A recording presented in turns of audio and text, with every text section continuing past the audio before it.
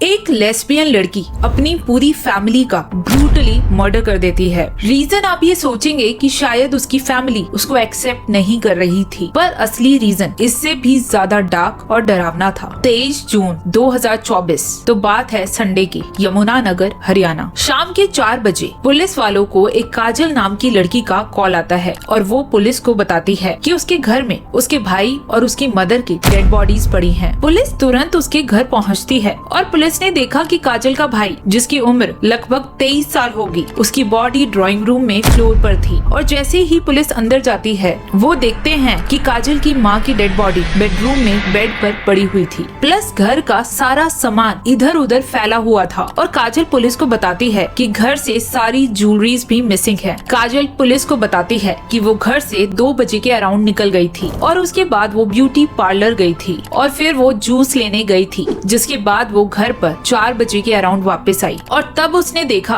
कि उसकी मदर और भाई की डेड बॉडीज घर पर पड़ी हुई थी। पुलिस उसका ये स्टेटमेंट वेरीफाई करने के लिए उसकी मदर का फोन चेक करती है एंड काजल की मदर ने सही में उसे मैसेज किया था जूस लाने के लिए। काजल का ये कहना था कि शायद 2 से 4 बजे के बीच कुछ चोर उसके घर में घुसे और घर का सारा कीमती सामान चुरा कर ले गए और इसके साथ ही उसकी मदर और उसके भाई का मर्डर भी कर दिया। लेकिन पुलिस को डाउट था कि ये काम चोरों का तो नहीं है, क्योंकि उन्हें उस घर में सीसीटीवी और डीवीआर दोनों चीजें दिखी। डीवीआर एक्चुअली घर के सारे ही सीसीटीवी फुटेजेस को स्टोर करके रखता है, तो जब भी कोई चोर चोरी करने के इरादे से किसी घर में एंटर करता है तो वो डीवीआर को जरूर अपने साथ लेकर जाता है ताकि उनकी चोरी का कोई रिकॉर्ड ना रहे। लेकिन पुलिस का डाउट अब धीरे धीरे यकीन में बदलने लगा था जब वो उस सीसीटीवी को चेक करते हैं और वो नोटिस करते हैं कि मर्डर वाले दिन पूरे टाइम के लिए कैमरा स्विच ऑफ ही था। सीसीटीवी की लास्ट फुटेज में काजल उस कैमरा को ऑफ करती हुई दिखाई देती है सुबह के 9 बजे।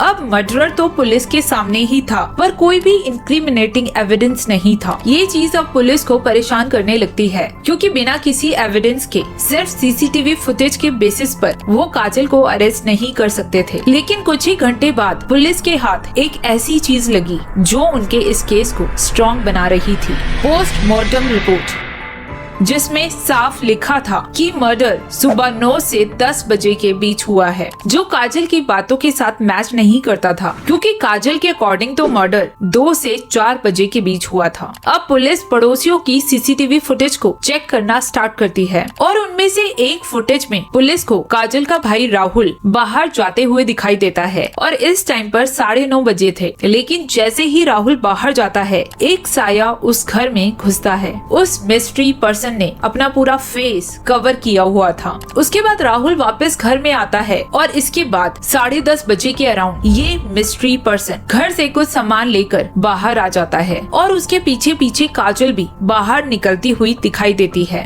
पुलिस का डाउट अब कंफर्म हो गया था कि काजल ने किसी के साथ मिलकर इस मर्डर को अंजाम दिया है। अगले दिन तक पुलिस के पास सारी ही कॉल रिकॉर्ड्स आ जाती हैं और अब जो एविडेंस पुलिस के हाथ लगता है वो इनफ था काजल को अरेस्ट करने के लिए। जब मीना जी ने काजल को जूस लाने के लिए मैसेज किया था, तब मीना जी की लोकेशन उनके घर की थी, बल्कि वही थी काजल के फोन की लोकेशन के साथ। मतलब दोनों फोन काजल के पास ही थे। ये सब एविडेंस दिखाकर जब पुलिस ने काजल के ऊपर प्रेशर बनाया, तब काजल ने पुलिस का इंट्रोडक्शन एक ऐसे हॉरिफाइंग ट्रुथ से कराया जो शायद पुलिस वालों को उनकी पूरी लाइफ हॉन्ट करता रहेगा। काजल का बर्थ 1997 में यमुनानगर हरियाणा में हुआ था। वो हमेशा अपने स्कूल बॉयज यूनिफॉर्म पहनकर ही जाती थी और हमेशा एक प्रिंसिपल या स्कूल ओनर की तरह एक चेयर पर बैठकर वो फोटोज क्लिक कराया करती थी। वो जैसे जैसे बड़ी हुई, उसकी मदर को उसके बारे में पता चला कि वो एक लेस्बियन है और ये सब हरियाणा में हो रहा था। हरियाणा जो कि इंडिया का एक बहुत ही कंजर्वेटिव स्टेट माना जाता है। Also it has a lowest sex ratio.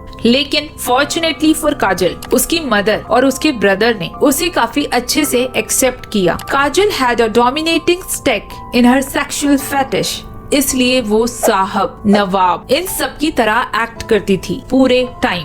उसकी इंस्टाग्राम आईडी भी VIP नवाब के नाम से बनी हुई थी। इनफैक्ट उसकी बॉडी पर हर जगह नवाब के टैटूज इम्प्रिंटेड हैं। काजल का ध्यान पढ़ाई लिखाई में तो बिल्कुल भी नहीं था और वो पूरा दिन रील्स ही बनाया करती थी। काजल की एक मौसी थी किरण, जिनके साथ काजल बहुत ज्यादा क्लोज थी और वो अपनी मौसी से हर एक बात शेयर किया करती थी। लेकिन काजल का एक ममेरा भाई था क्रिश, जिसके साथ काजल के रिलेशंस अच्छे नहीं थे, क्योंकि क्रिश ये मानता था कि जो भी प्रॉपर्टी काजल की थी उसमें क्रिश का भी इक्वल हिस्सा था। वो हम आगे डिस्कस करेंगे कि वो ऐसा क्यों सोचता था। और इसी बीच काजल के भाई राहुल की शादी हो जाती है। It was a love marriage. वो लड़की राहुल को बहुत ज्यादा लाइक करती थी और उसी ने राहुल को प्रपोज भी किया था। राहुल भी उसे लाइक करने लगा था और वो दोनों ग्रैंड वेडिंग करते हैं, क्योंकि ये एक बहुत पैसे वाली फैमिली थी। लेकिन शादी के कई साल बाद भी राहुल का कोई बच्चा नहीं होता, क्योंकि उसकी वाइफ उसके साथ फिजिकली इंटीमेट नहीं हो रही थी। उसके बाद जब राहुल ने थोड़ी डिगिंग की, तब उसे पता चला कि उसकी वाइफ उसकी बहन के टुवर्ड्स काफी अट्रैक्टेड फील करने लगी थी। अब ये चीज राहुल को हिला कर रख देती है, क्योंकि उसकी वाइफ भी एक लेस्बियन थी। और जैसा कि आप समझ सकते हैं, इट वॉज बियॉन्ड कोइंसिडेंस कि उसकी वाइफ और उसकी बहन दोनों ही लेस्बियन थे। उसके बाद राहुल ने अपनी वाइफ और काजल के सोशल मीडिया हैंडल्स को एक्सप्लोर किया and he came to know a horrifying truth. Rahul की वाइफ एंड काजल पहले से ही एक मैरिड कपल था, पर क्योंकि ये लोग हरियाणा में रहते थे तो सोशल कन्वेंशंस की वजह से ये दोनों लड़कियां साथ नहीं रह सकती थी। It all made sense. जब राहुल ने सारे ही इवेंट्स को रिकॉल किया, उसे अब समझ आया कि उस लड़की ने उसे प्रपोज क्यों किया था, और ये सारा का सारा प्लान काजल का ही था। जब राहुल काम पर जाया करता था तो काजल और उसकी वाइफ को काफी टाइम मिलता था साथ में। ये सब जानने के बाद राहुल अपनी वाइफ को डिवोर्स दे देता है। अब काजल राहुल से और अपनी मदर से रोज रोज लड़ाई करने लगी थी। इनफैक्ट वो अब ऊपर वाले कमरे में शिफ्ट हो गई थी और वहाँ पर वो अकेले रहती थी। राहुल अब दूसरी शादी करता है, लेकिन इस दूसरी शादी में अब उसकी वाइफ उसे डिवोर्स दे देती है, क्योंकि उसकी वाइफ काजल के सेक्सुअल एडवांसेस से परेशान हो चुकी थी, क्योंकि काजल राहुल की सेकेंड वाइफ को परेशान करने लगी थी। और इस पॉइंट पर काजल के रिलेशंस ऑफिशियली खत्म हो जाते हैं अपनी फैमिली के साथ। सिर्फ काजल की मासी ही थी जो उसके साथ सिंपैथाइज करती थी, उसका सच जानने के बावजूद। राहुल के लिए अब रिश्ते आने बिल्कुल बंद हो चुके थे, इसलिए अब राहुल और मीना जी काजल को अल्टीमेटम देते हैं कि वो अब कहीं और जाकर रहे, और अगर उसे इस घर में रहना है तो उन लोगों के हिसाब से रहना होगा। और इस पॉइंट पर काजल डिसाइड करती है कि उसे अपने फैमिली मेंबर्स का मर्डर करना होगा। काजल अपने माइंड में एक इविल प्लान डिजाइन करती है, पर वो अकेले दो लोगों को नहीं मार सकती थी। And here comes the mystery person. Kajal in murders को एग्जीक्यूट करने के लिए हेल्प मांगने जाती है अपनी मौसी के पास और अपने ममेरे भाई के पास, लेकिन क्रिश उससे चिढ़ता था तो उसकी मदद क्यों करेगा।